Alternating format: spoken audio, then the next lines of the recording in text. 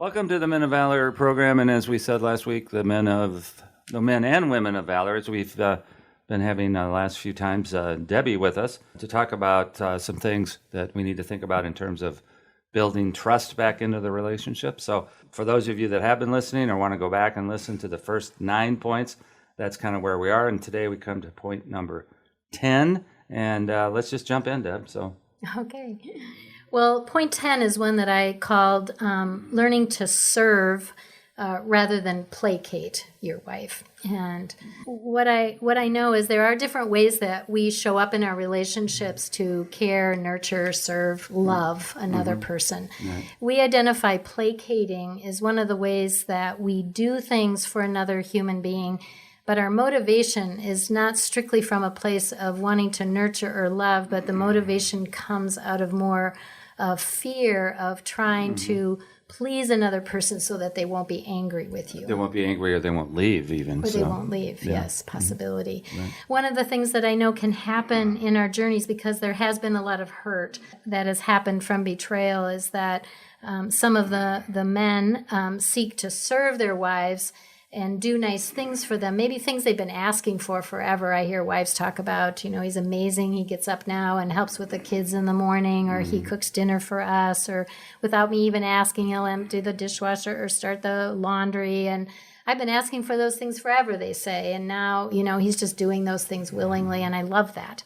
And I'm not saying that that's necessarily not a good thing, but I am saying that sometimes that can be one of the main ways that a husband is loving, I put that in quotation marks, his wife in terms of trying to keep her happy and not angry with him. Right. And ultimately, there's an underlying motivation that, again, she kind of has an intuitive place that feels as if he's just trying to earn something from her. It isn't really coming from an honest place of just serving. I think intuitively, my guess is that they recognize that it is a fear-based thing that they're doing. And the truth of it is that most of the men come into the relationship, deathly afraid of, losing relationship. They have family of origin reasons for this we don't have time to get into, but generally they grow up with a certain terror that if they don't say and do the right things,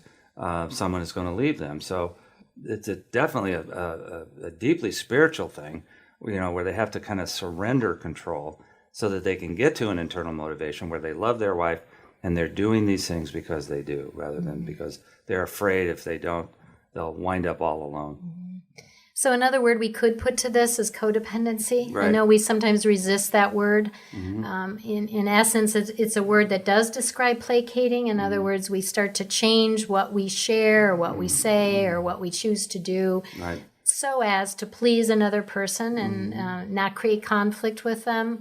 Ultimately, I think the problem with that is a person does intuitively know there's something missing about the honest nurturing and loving that we long to have from another person. Right. So I don't want to discourage here men who are doing nice things for their wives, and vice versa. Right. I think one of the things we're trying to encourage is that we can do those things, and we can also be honest about the things we need to talk to that are bothering us about another person, or things we would like them to think about working on doing differently, or ways they have hurt us. Sure. I think one of the ways we know that someone is being honest with us in terms of how they're trying to love us is they share both of those things. Right. It's kind of an ampersand, isn't it? It's a definite ampersand. Yeah. Right. Maybe you should explain that a little bit, because we talk about the ampersand around here all the time, but maybe some of our listeners are not quite as familiar with that. Yeah, it's always good to kind of introduce our Ampersand Theory that we use here, which is that the truth is complicated. And the truth usually involves a both and, not an either or. Right. The truth is usually not black and white.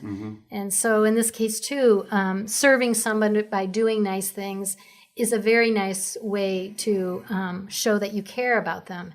And it's also important that if you have issues about things, or you're hurt by something, or you're angry about something, that you can share that as well, because that is also loving another person, is being brutally honest about those things. And so that's an ampersand. It's a both and. Right.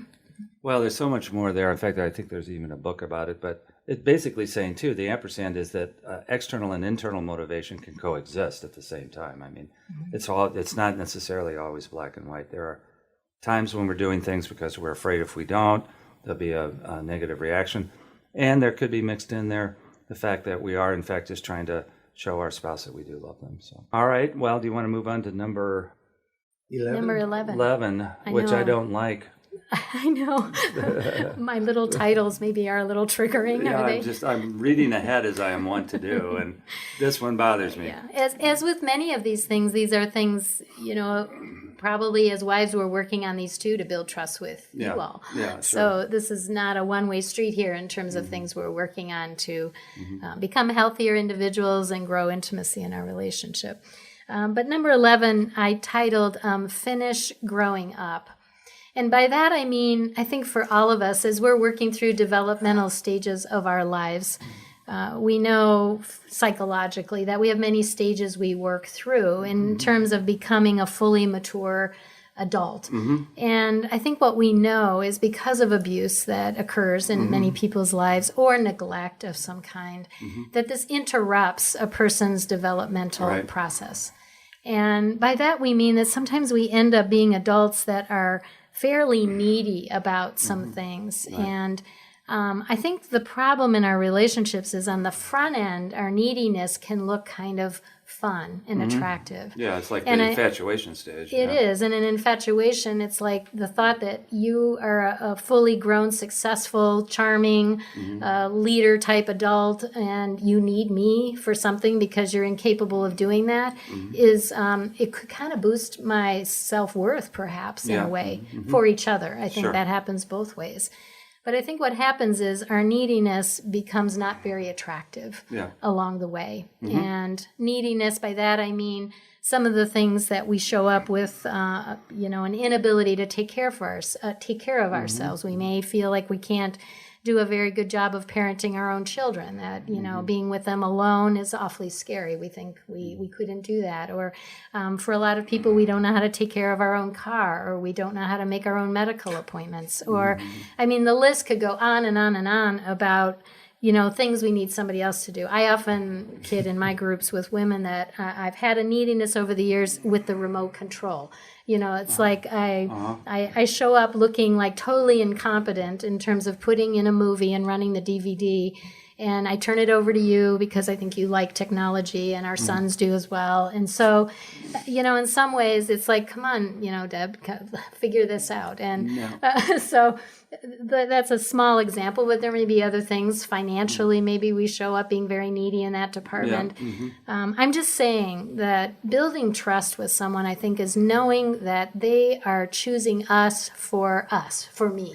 That you're choosing me for me, not because you need me to be able to manage some part of your life that ideally as an adult, you could manage that for yourself. You could be a standalone person if you needed to be. Yeah, you come through the infancy stages of development, the adolescent stages of development.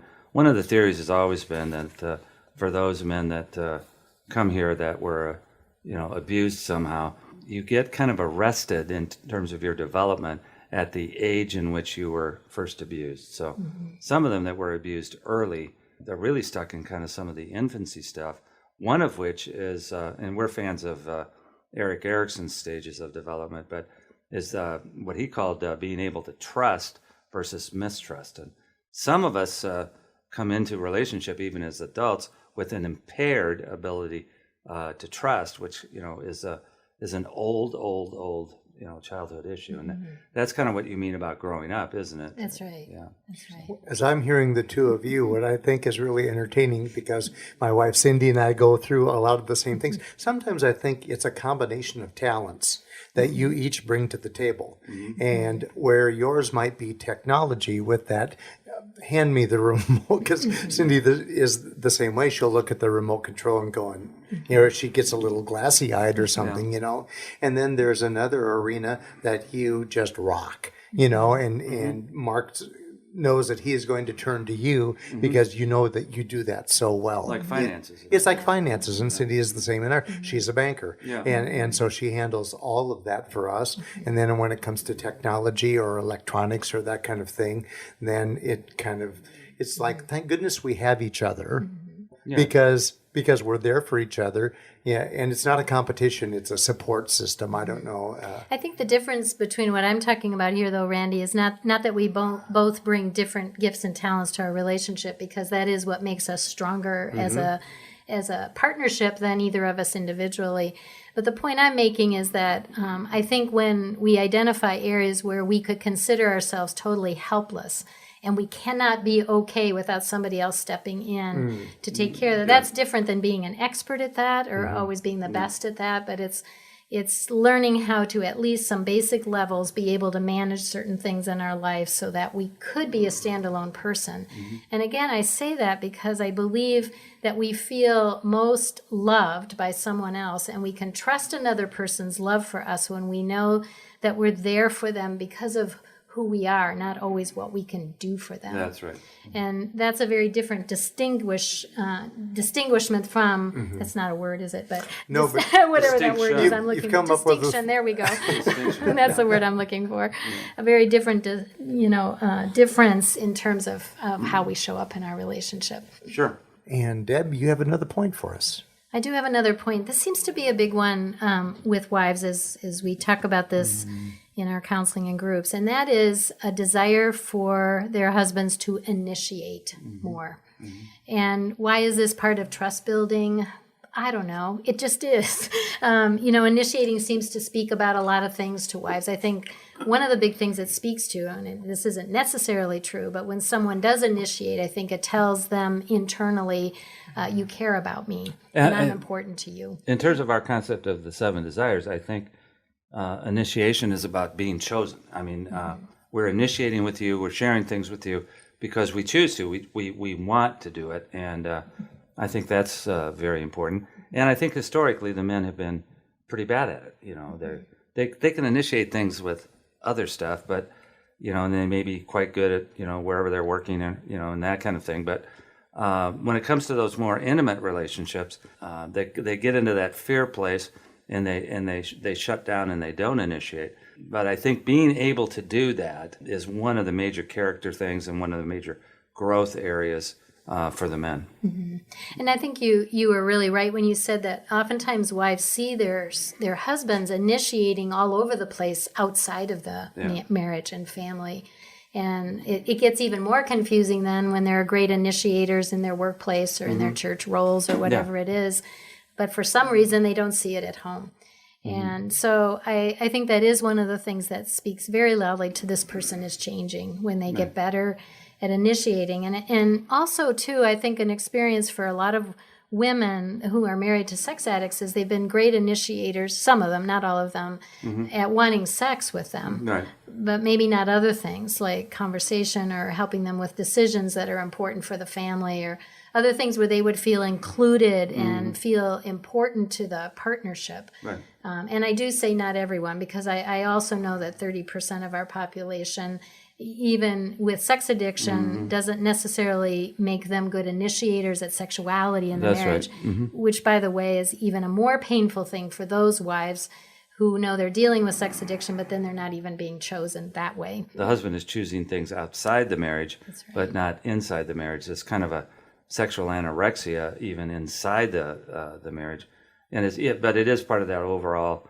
kind of emotional shutdown place where we're feeling too afraid to initiate. I think. Do you think you could speak to some of the reasons you know about why maybe the husbands you're working with are not good at initiating?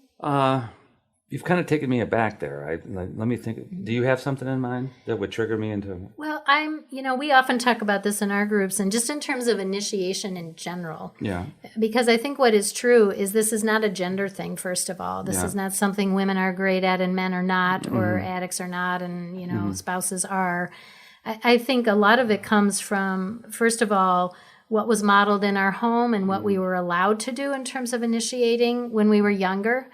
I think for some of us, we were encouraged to initiate, and we were encouraged to have our thoughts and needs and experiment in life and fall and fail and whatever. And so initiating was not scary. Yeah. We could do those things, and we were welcomed in those places. I think for some, initiation wasn't encouraged. In fact, maybe children were to be seen and not heard, or they weren't given a lot of places to even participate in family because family was done for them, or their life was more or less directed Right. for them by Taken care adults of. in their life. So I think a lot of the root causes for initiation are very, very much older than what shows up clearly in our marriages. Well, it goes back to some of the old core beliefs, I think, that if you knew me, you wouldn't like me. And so if I initiate something that's of an intimate nature, I'm going to screw it up, and you'll get to know me, but you won't like me. I do think some of it is modeling.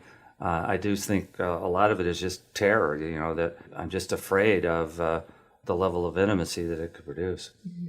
And do you think also the terror might be the fear of making mistakes? Yes. And because for a lot of young people, when they make mistakes, there's big consequences for that. That's right. And whether it's shaming them or making fun of them, which is shaming as well, or punishment of some kind, or an expectation that they should be more perfect, so they kind of take out this idea that experimenting with life would be a natural part of kind of strengthening those muscles, that initiation part of who they are.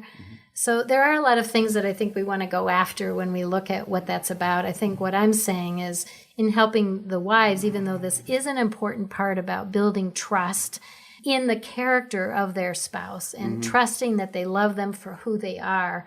And some of that shows up by their initiation of things in the marriage, but also of helping them to see that it can be about other things too. It can be about a lot of other things. So we want to be careful about making meanings about initiation, which is a very easy thing for us to do.